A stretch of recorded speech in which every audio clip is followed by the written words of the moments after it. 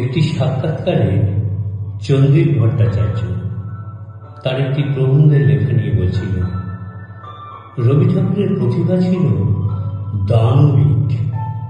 তিনি ডান হাতে ধারণ করেছিলেন এক দৈব কলম আর বাঁ হাতে একটা চাবুক। দেখুন, দৈব কলম ব্যাপারটা তো আমরা বুঝতে পারছি, তার অসাধারণ লেখা, তার অসাধারণ সৃষ্টি। চাবুক, বাঁ হাতে চাবুক, এটি কেন? এটি তার নিজের জন্য। ছোটবেলা থেকে উনি বুঝেছিলেন উনি একজন আইকন হয়ে উঠবেন। যে প্রতিভা নিয়ে তিনি জন্মেছেন, সেই প্রতিভার আশেপাশে এমন কেউ নেই যে ওনার মতো বড় হয়ে উঠবেন। কিন্তু তাই বলে তিনি কিন্তু কখনো থেমে থাকেননি। মানে কোনো রচনা একবার লেখার পর তিনি বারবার সেটিকে সংশোধন করেছেন, ছিঁড়ে ফেলেছেন, আবার লিখেছেন, যতক্ষণ না তিনি নিজে প্রীত হন, নিজে সন্তুষ্ট হন তার লেখা নিয়ে। নিজেকে ভাঙতে ভাঙতে রবীন্দ্রনাথ থেকে রবীন্দ্রনাথ তর হয়ে ওঠা সম্ভব হতো না যদি না ওই চাবুকটা থাকতো আর উনি নিজেকে সারাক্ষণ শাসন করে যেতেন।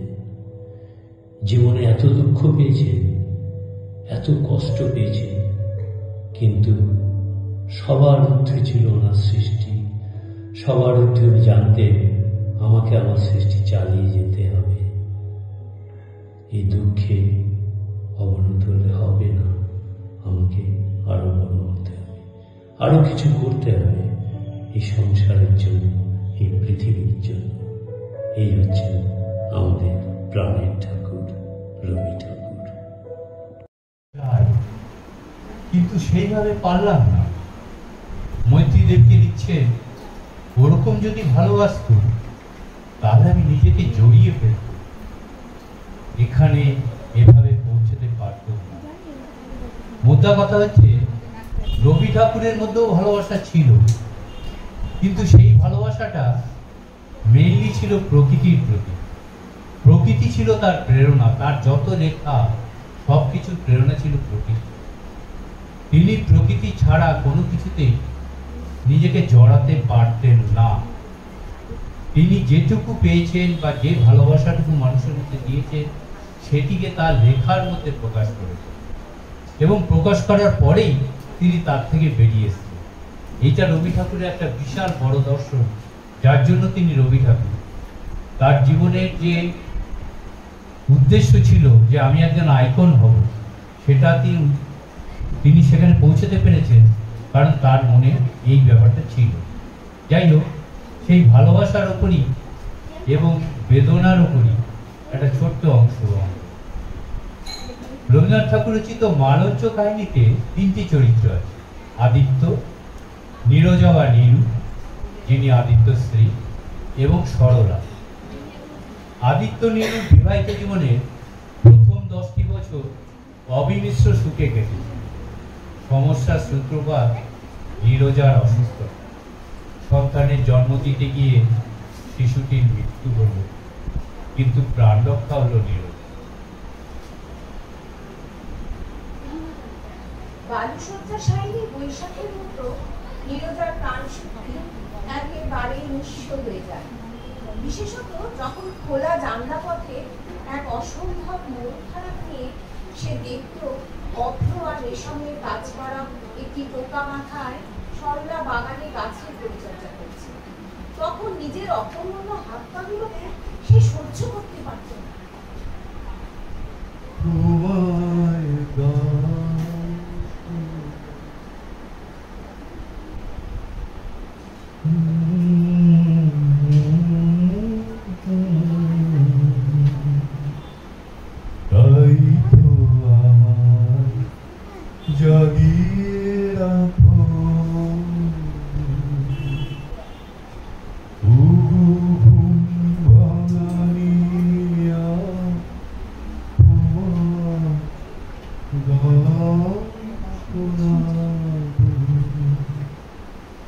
চোখ দিয়ে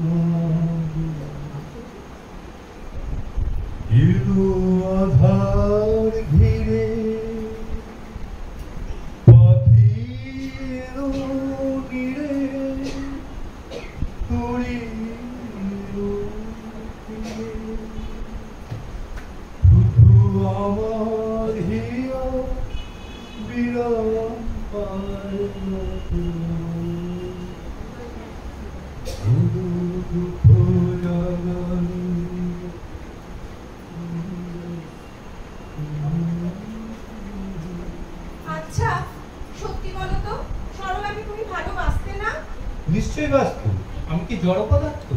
জানো, একদিন সরলার মুখে ছিল উজ্জ্বল হাসি, মনে হতো যেন পাখির ওড়ার ছন্দ ছিল ওর পায়ের চলার মধ্যে।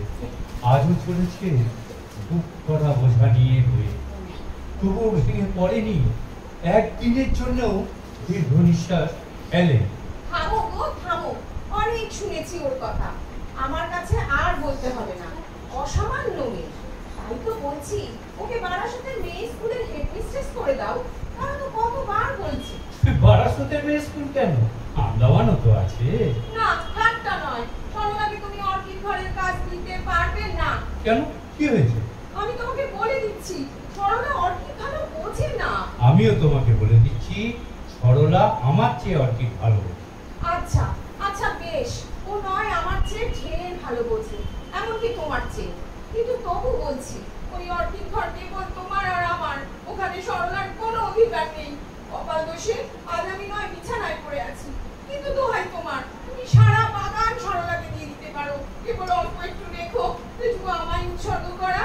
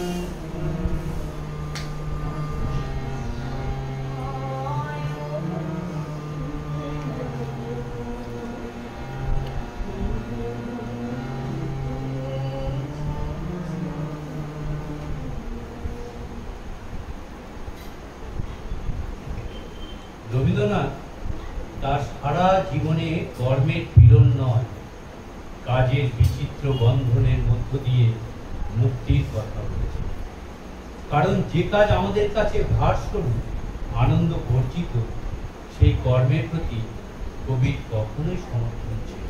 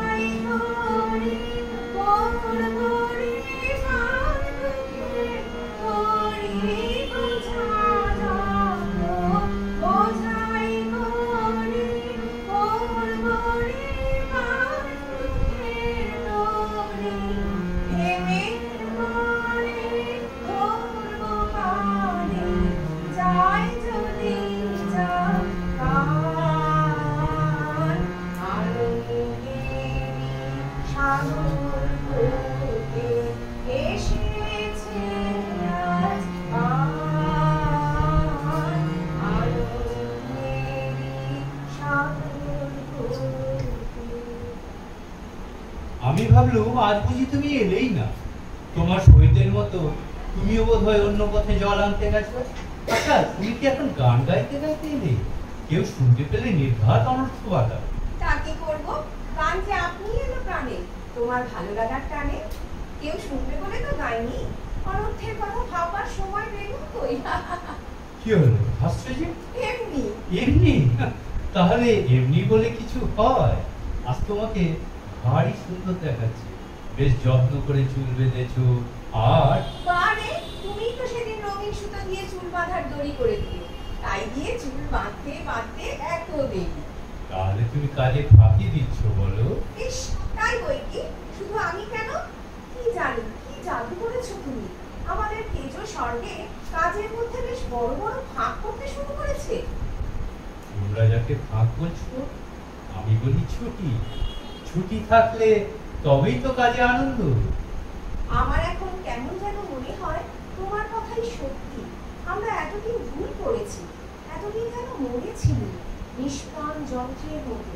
তুমি তাকে প্রাণ প্রতিষ্ঠা করি। প্রেমের জোয়ারে ভাসাবে দোহারে, বাঁধন ভুল দাও দাও দাও দাও, ভুলিব ভাবনা পিছনে যাব না, পাল তুলে দাও দাও দাও দাও। প্রেমের জোয়ারে ভাসাবে দোহারে, বাঁধন ভুল দাও দাও দাও দাও, তোমার পাবনে তরঙ্গ দুলিও, হৃদয় দুলিও দুলিও দুলিও। পাগল হে নবী ভুলো দেখবি, পাগল হে নবী ভুলো দেখবি, পাল তুলে দাও দাও দাও দাও। প্রেমের জোয়ারে ভাসাবে দোহারে, বাঁধন ভুল দাও দাও দাও দাও।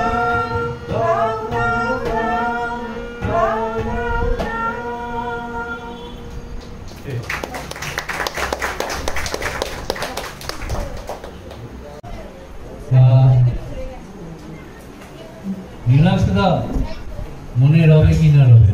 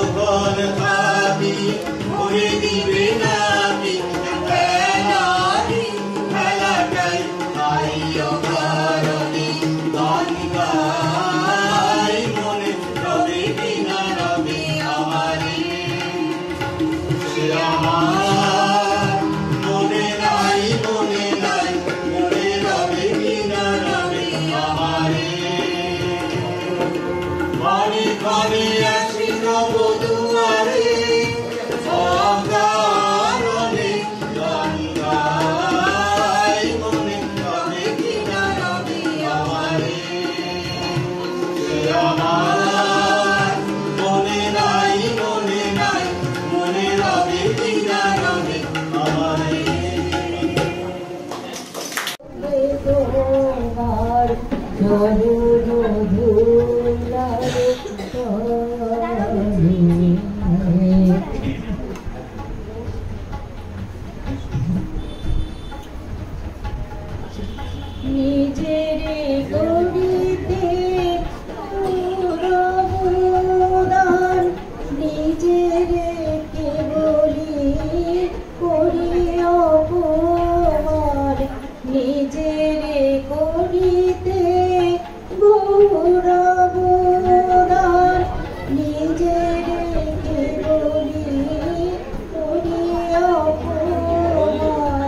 আপনারে শুধু ঘেরিয়া ঘেরিয়া ঘুরে ঘুরে বলে বলে আমার মাথা নত করে নাও হে তোমার চরণ ধুলার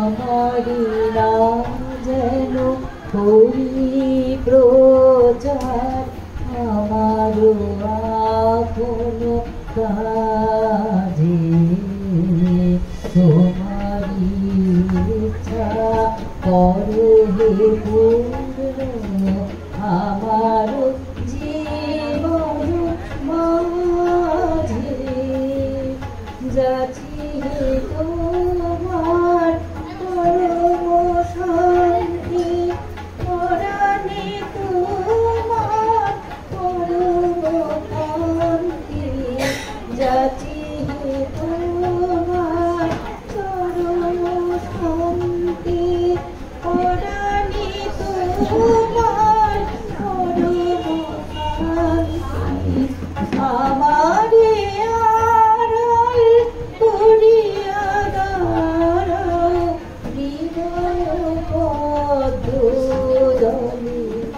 আমার মাথার করে দাও তোমার চরণ ধুলার তলে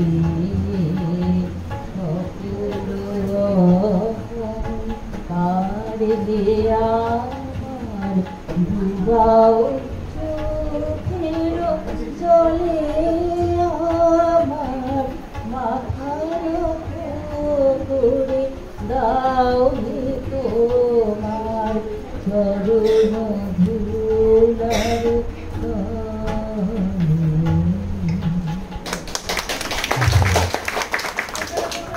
আমার জীবন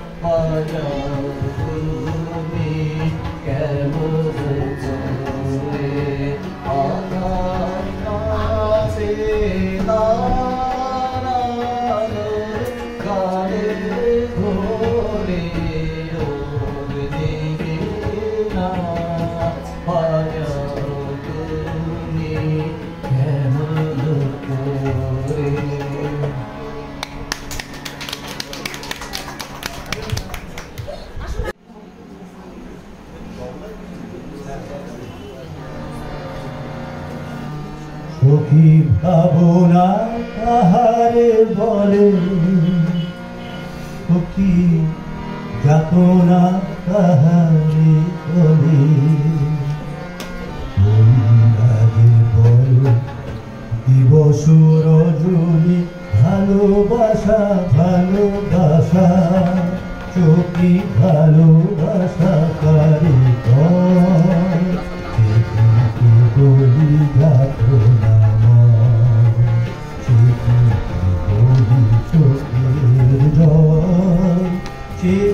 কে বলি দুঃখে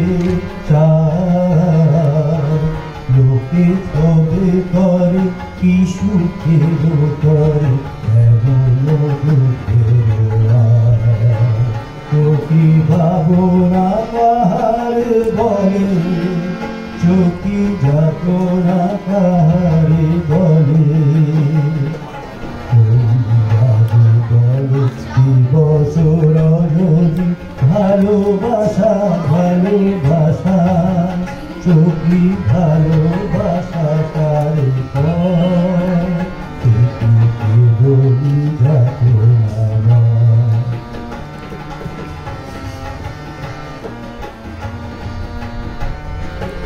আমার চোখে তো সকলি শোভন, সকলি নবীন, সকলি জীবন, চুনীল আকাশ শ্যামল কানন, বিষদ জোছনা কুসুম কোমল, সকলি আমার মতো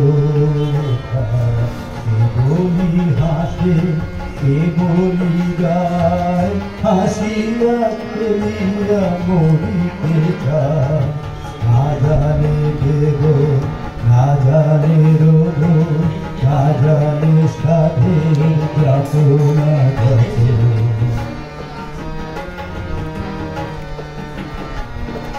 ফুলছে হাসিতে হাসিতে ঝরে, জোছনা হাসিয়া মিলায় যায়, হাসিতে হাসিতে আলো সাগর আকাশের কায়াতে আগে খায়, আমার মতো আছে, আয় সখিয়া আমার কাছে, সুখী হৃদয়ে সুখের গান বলিয়া তোদের জোড়াবে প্রাণ। প্রতিদিন যদি কাঁদিবি তোরা, একদিন নয় হাসিবি তোরা, একদিন নয় বিষাদ ভুলিয়া সকলে মিলিয়া গাহিব মোরা। গাবো না কাহারে বলে, সখী গাবো না কাহারে বলে, দিবস রজনী ভালোবাসা ভালোবাসা, চোখি ভালোবাসা কারে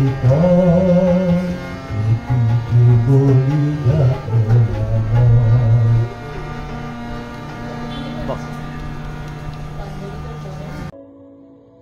গান ভালোবেসে গান, আধুনিক বাংলা গানের এটাই মূল মন্ত্র। সত্যি কথা, কিন্তু শুধু ভালোবেসে গাইলে কি হবে? গানের ব্যাকরণ, শৈলী, স্বরলিপি ইত্যাদি নিয়ে মাথা ঘামাতে হবে না? যেমন রবীন্দ্রসঙ্গীত, পণ্ডিত মহলে বিস্তর তর্ক, চিঠি চালাচালি, আলোচনা সেই রবীন্দ্রনাথ ঠাকুরের যুগ থেকেই চলে আসছে। রবীন্দ্রনাথ ঠাকুর নিজেও সঙ্গীত সম্বন্ধে বেশ কিছু লেখা লিখেছেন, ভাষণ দিয়েছেন, আলোচনা করেছেন এবং বলা বাহুল্য নিজের গানের ব্যাপারে মতামত দিয়েছেন। একটি সাক্ষাৎকারে সৌমেন্দ্র এবং সৌম্যজিৎ, যারা একালে বলা যেতে পারে বাংলা গানের বা আধুনিক গানের বেশ পরিচিত নাম, তাদের প্রশ্ন করা হয়েছিল, এখনকার শ্রোতারা কি সঠিক নিয়মে রবীন্দ্র ঠাকুর অনুসরণ করে যে গানগুলি গাওয়া হয়েছে বা হচ্ছে সেগুলো পছন্দ করে, নাকি আপনাদের এক্সপেরিমেন্টাল রবীন্দ্রসঙ্গীত পছন্দ করছে? ভারী সুন্দর প্রশ্ন, ভারী সুন্দর উত্তর ছিল। সৌমিত্র বলছেন, আমাদের কাছে যেসব ছাত্রছাত্রী পড়তে আসে, শিখতে আসে, তাদের আমরা একবার প্রশ্ন করেছিলাম, আকাশের রং কি? তারা বলল, আকাশের রং নীল। সত্যি তো নীল, কিন্তু সবাই বলল না। তাদের মধ্যে একজন বা দুজন বলল আকাশের রং গেরুয়া, কেউ বলল আকাশের রং ধূসর, কেউ বলল লাল, কেউ বলল কমলা, কেউ বলল হলুদ। তারা কি কিছু ভুল বলল? আকাশের রং তো এরকম হয়। তার মানে আমরা রবি ঠাকুরকে কিভাবে দেখছি, তার রচনাকে কিভাবে দেখছি, তার রচনাকে কিভাবে প্রকাশ করছি, সেটা এক একজনের ক্ষেত্রে এক এক রকম হতেই পারে। যাক, রবি ঠাকুরের কথা দিয়ে শেষ করব। যা কিছু আমাদের সম্বল, তাদের বহন করে নয়, বাহন করে এগিয়ে যেতে হবে। ধন্যবাদ। গান ভালোবেসে গান, মানে আধুনিক বাংলা গানে এটাই অনেকটা মূল মন্ত্র বা হাব কথা। কিন্তু ভালোবেসে গাইলেই কি হবে, এরকম একটা প্রশ্ন আমাদের অনেকের মনেই থাকে, যে গানের মধ্যে একটা ব্যাকরণ আছে, একটা শৈলী আছে, একটা স্বরলিপি রয়েছে, এগুলো নিয়ে কি মাথা ঘামাতে হবে না? যেমন রবীন্দ্রসঙ্গীত, পরিচিত মহলে অনেক তর্ক হচ্ছে, আজকে নয়, রবীন্দ্রনাথের যুগ থেকেই রবীন্দ্রসঙ্গীত নিয়ে অনেক তর্ক হয়। সেই তর্কে কেউ বলে এই রবীন্দ্রনাথের গানে এইভাবেই গাইতে হবে, কেউ বলে না এটা ভুল। এবং রবীন্দ্রসঙ্গীতে দেখা গেছে একটি গানের সুরের মধ্যেও কিন্তু অনেক ভ্যারিয়েশন হয়েছে। একটা গান যেমন আমি চিনি গো চিনি তোমারে ও গো বিদেশিনী, এই গানটার মধ্যেও 4 রকম সুর আছে, তোমরা বলতে পারবেন। একই গান 4 রকম আছে, কিন্তু খুব সামান্য হয়তো তফাৎ, আমরা বুঝতে পারবো না, কিন্তু যারা রবীন্দ্রসঙ্গীত বোঝেন তারা হয়তো ভালো বুঝবেন। তা একটা ছোট্ট সাক্ষাৎকার আমি প্লে করব। এখনকার রিসেন্টলি সৌমেন্দ্র এবং সৌম্যজিৎ খুব বিখ্যাত, ওদের গান সবাই শুনি আমরা, এবং ওরা রবীন্দ্রসঙ্গীতকে একটা অন্য চোখে দেখেছে, আমারও ধারণা অন্য চোখে দেখেছে। ওরা ওটা নিয়ে রিসার্চ করেছে বা ওরা নিজেদের মতো করে ওটা প্রেজেন্ট করেছে। অনেকেই বলে এটা ঠিক নয়, এটা ঠিক। তা ওদের ইন্টারভিউটা আমার খুব ভালো লেগেছে। আমি কাল রাতে দেখছিলাম ওটা, অমলদার সরকাররা চা খেতে খেতে আমি একটু প্লে করছি, দেখুন ভালো লাগে।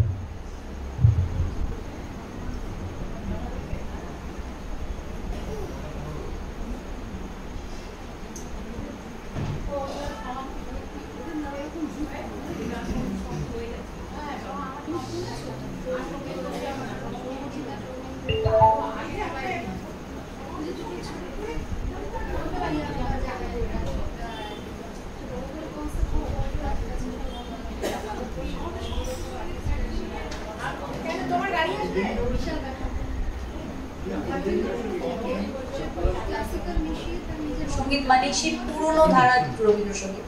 তোমাদের কাছে প্রচুর স্টুডেন্ট আসে, তাদেরকে দেখে কি মনে হয় এই রবীন্দ্রসঙ্গীত এবং আজকের জেনারেশন, মানে ওরা কি ট্রেডিশনাল ব্যাপারটাই পছন্দ করে নাকি তোমরা যেটা আমাদেরকে শোনাচ্ছ সেটা বেশি পছন্দ করছে? দেখো, খুব ক্লিয়ারলি যেটাকে আমরা ট্রেডিশন বলি সেটা আজ থেকে 50 বছর বা 70 বছর আগে কন্টেম্পোরারি ছিল।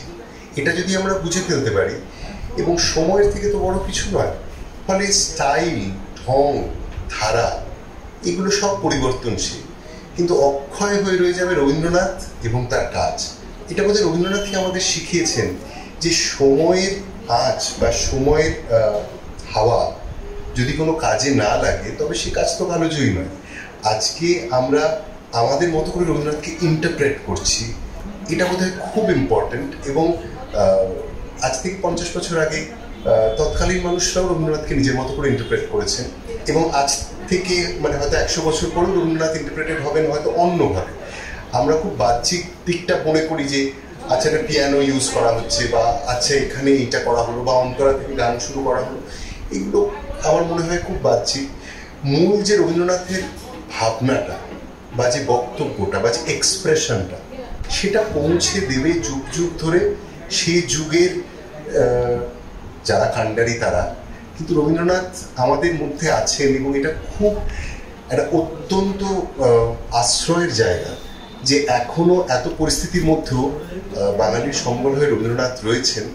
তাই বাঙালি তার স্বমহিমায় বিরাজ করছেন। কিন্তু ফলে আমরা যদি পুরনো ধারা বা চাল বা ঢং এগুলোর মধ্যে রবীন্দ্রনাথকে বেঁধে ফেলে রবীন্দ্রনাথকে বিলুপ্ত করে ফেলি, তাহলে the total loss is ours. মানে মিয়া তানসেন, তারপরে Beethoven, Bach, Mozart, Chowdhury, Kabir, Mirabai, মানে পিরিয়ডস ধরে তো এত কম্পোজার্স আছে, তাদেরকে আজকালকার ছেলেমেয়েরা কত ইন্টারেস্টিং ম্যাক লুক ইউজ করছে, তার উপরে ওরকম গান ইউজ করছে, বা নিজের একটা চিন্তাতে ওই নতুন ক্যানভাস একটা তৈরি করছে যাতে অনেক ওয়াইল্ড কালার্স আছে। এক সময় তো ধরো ভ্যান গগকেও বলেছিল খুব ওয়াইল্ড কালার ইউজ করে, যার প্রথা নেই। রেনেসাঁ পিরিয়ড থেকে বেরিয়ে আসছে একটা নতুন মানে পিরিয়ডে।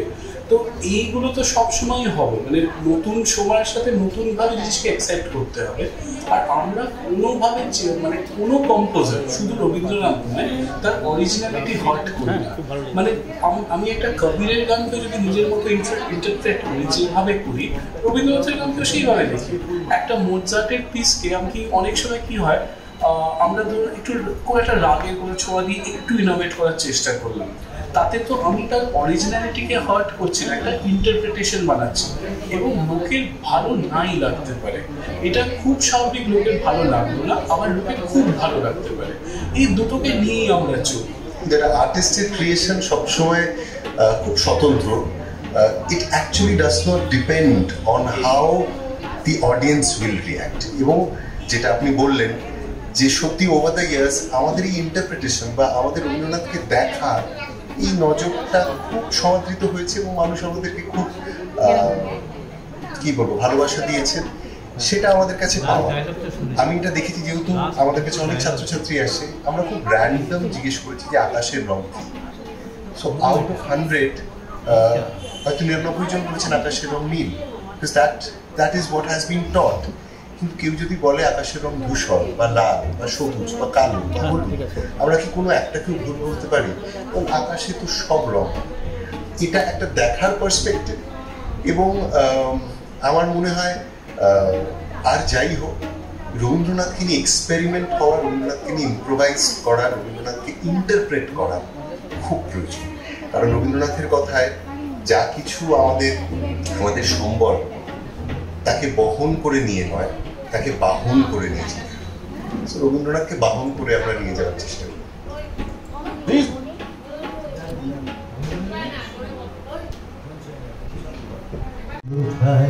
সঙ্গীত হে গম্ভীর হে গম্ভীর নীলকঞ্জন ঘন কুঞ্জ ছায় সঙ্গীত হে গম্ভীর হে গম্ভীর বনল চিরকম্পিত গায় চঞ্চল অন্তর, বনল চিরকম্পিত গায় চঞ্চল অন্তর, জম্পিত তার ঝিল্লির মন্দির, জম্পিত তার ঝিল্লির মন্দির হে গম্ভীর হে গম্ভীর নীলকঞ্জন ঘন কুঞ্জ ছায় সঙ্গীত অন্তর হে গম্ভীর হে গম্ভীর।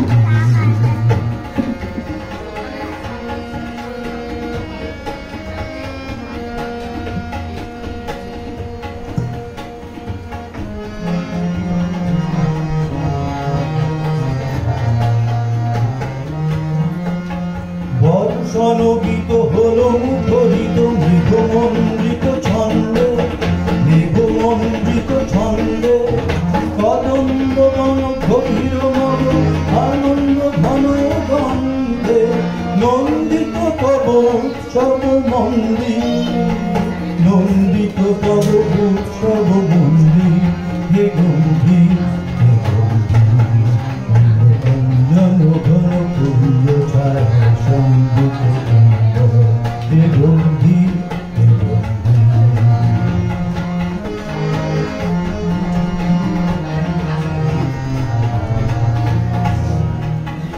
ধর্ম স্বর্ণ তত্ত্বধারী করেছিল পিপাসাটা, পাঠালে তাহার ইন্দ্রলোকে অমৃত বাড়ির বার্তা।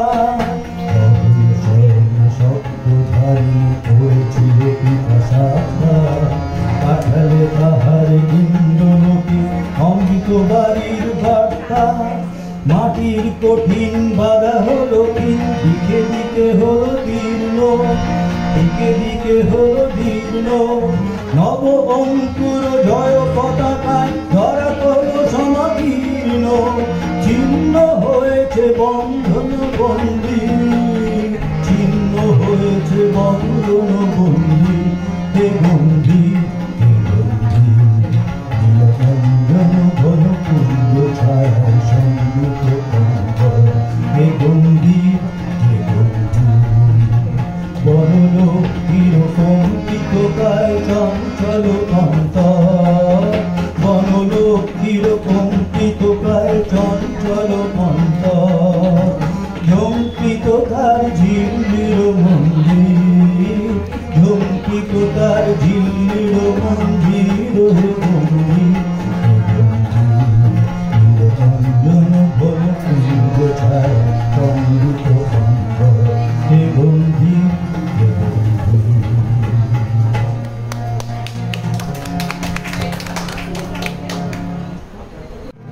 হৃদয়ে তুমি রবে নীরবে, নিভৃত পূর্ণিমা নিশীথি নিশম, তুমি রবে নীরবে, হৃদয়ে তুমি রবে নীরবে।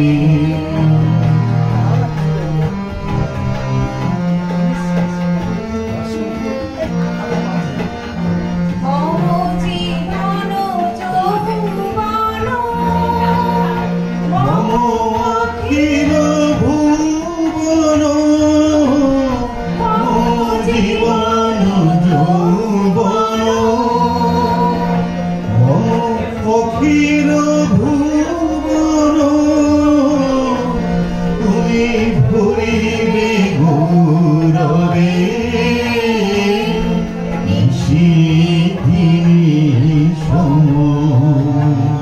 তুমি রবে রবে হৃদয়ে তুমি রবে রবে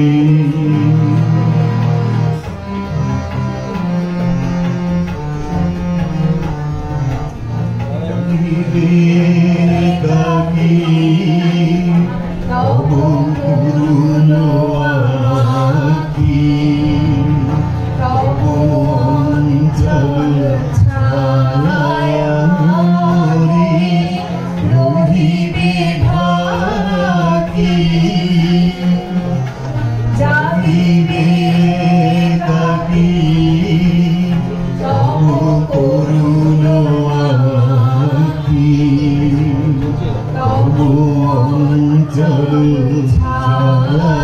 ছায়ামরে রহিবে ঢাকি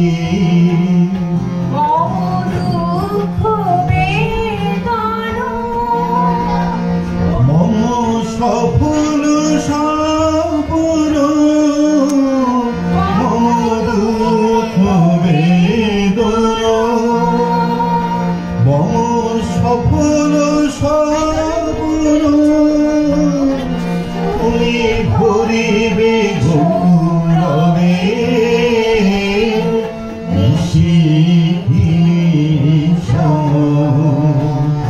তুমি রবে রবে হৃদয়ে তুমি রবে রবে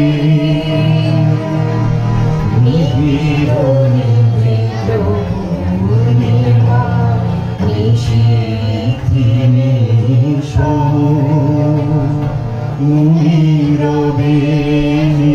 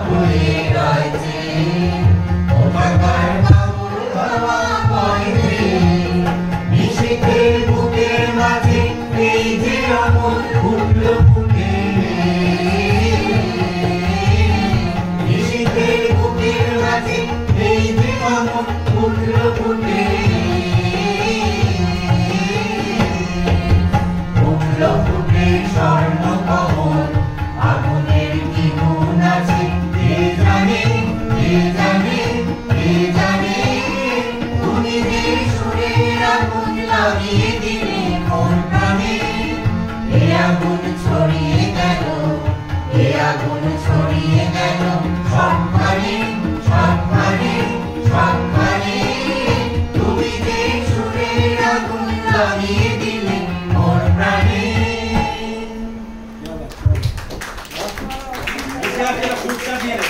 বসে আছে